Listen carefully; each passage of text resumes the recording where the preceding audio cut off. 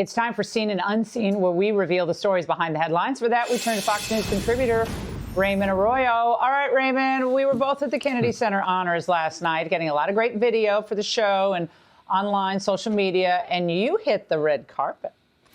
Laura, it was an historic night. George Strait, Kiss, you mentioned earlier, Gloria Gaynor and Michael Crawford and our pal Sly Stallone were honored, and Trump became the first president to host a Kennedy Center Honors. We spoke to some of the honorees and the man himself.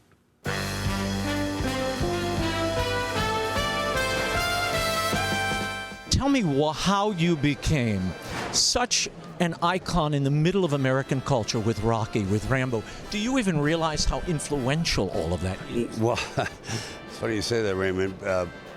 I'm not goal-oriented, so I didn't have a target I was aiming or trying to climb that mountain, that peak. I was just trying to write about the way I perceive life.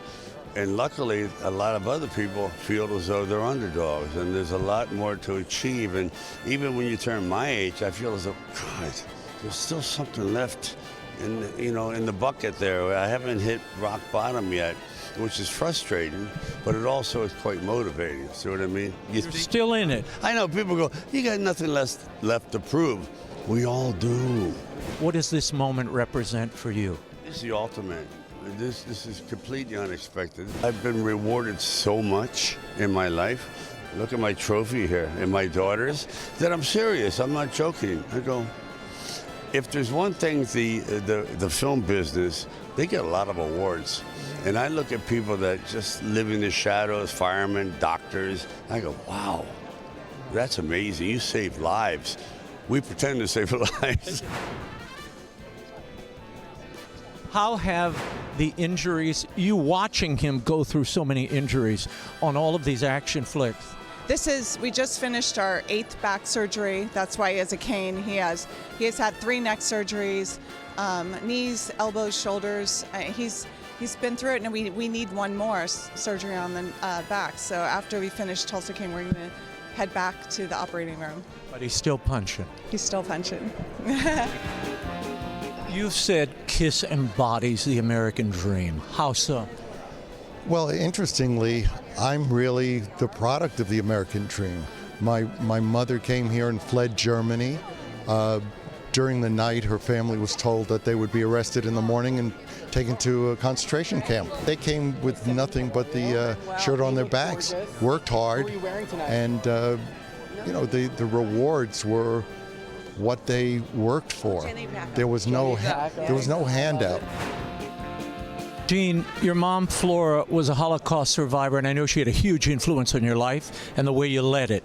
What would she think of this moment, this honor? All of us, all we want to do is to make our moms proud. I know for a fact I've never gotten high or drunk or smoked cigarettes for one reason, and I know people think this is all for effect. I really could give a I don't care what anybody thinks. I just couldn't do that and break my mother's heart after she survived Nazi concentration camps in Germany.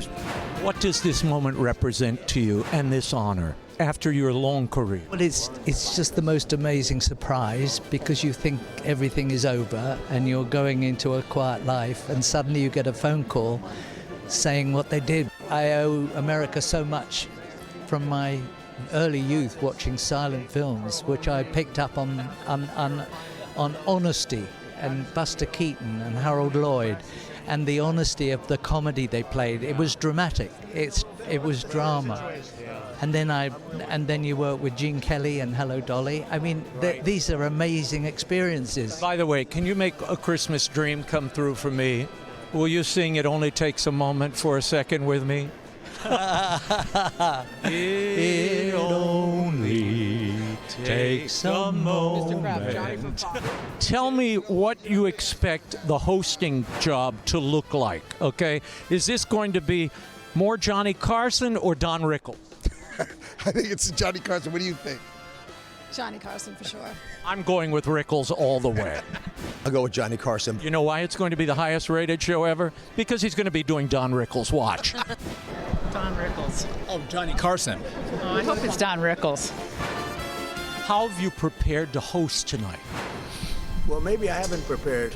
maybe you want to be a little bit loose. If you look at the great hosts, Johnny Carson, Bob Hope, those are the greats. If you look at the not-so-greats, like Jimmy Kimmel, he was just terrible. I've been asking your cabinet tonight, is this going to be more Johnny Carson or Don Rickles? Well, Don, I knew them both, and they were both great guys and friends of mine.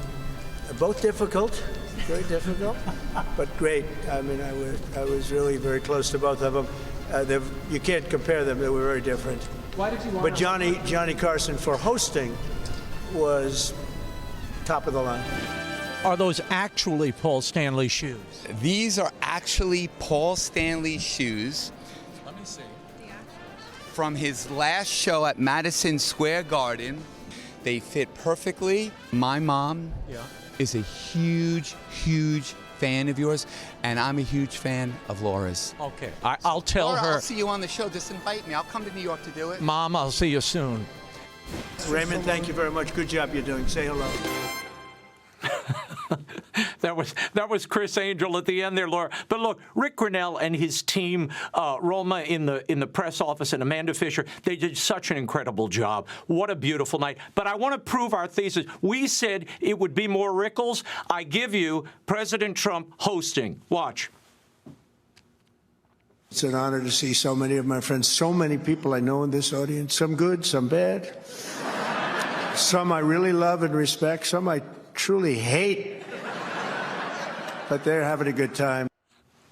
Yeah, there was a few. He later said there's some horrible people in this crowd. It was totally Rickles with elements of Carson around the edges. But it's a really incredible thing to see a president host a Kennedy Center Honors like this. I have to say, there were so many moments that I loved, but I loved the gospel music, because Gloria Gaynor's gospel album is, if people watching, if you've never gotten it, download it. It is phenomenal. And the performances and gospel, I got teared up. It was absolutely beautiful. But Raymond, I felt like I was the only one dancing in my seat. There were people dancing, but I think I was dancing too much in my seat. I was one of those annoying seat dancers.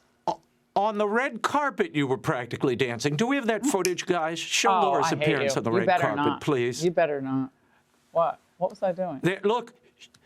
Well, they're not playing the audio, but I said, what is it? Is this a disco ball? And you said, yes, I'm going to be dancing around in circles just to light up the set. I don't know why we're not playing it, but there you go. Well. You get the gist. But it was an incredible night. And there was a singer, Carrie Manolakis, who sang It Only Takes a Moment.